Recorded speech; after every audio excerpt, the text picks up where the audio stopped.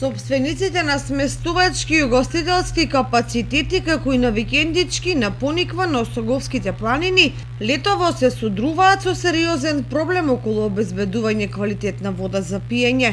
Природните извори се зафатени, главно на диво, а многобројните прекопувања и нови градби заедно со нерешеното прашање за канализационо третирање на фекалните води, бактериолошки ја загадија некогаш чистата планинска вода. Принудени сме да полниме канистри од арамиска чешма, од која водата се уште е исправна, и да им ја нудиме на нашите гости кои бараат да се напијат планинска вода, вели еден од овдешните угостителски работници. Другите извори во околината се загадени главно бактериолошки, па водата ја користиме само за техничка, за поливање на зелените површини.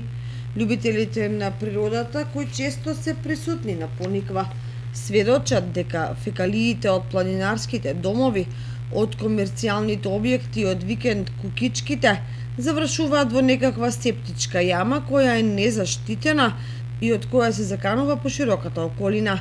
Ваквата ситуација сама по себе го наметнува прашањето: дали во некое идно време може да се случи туристичкиот центар на Пониква самиот да се загуши поради немање вода, соодветна канализација и друга комунална инфраструктура.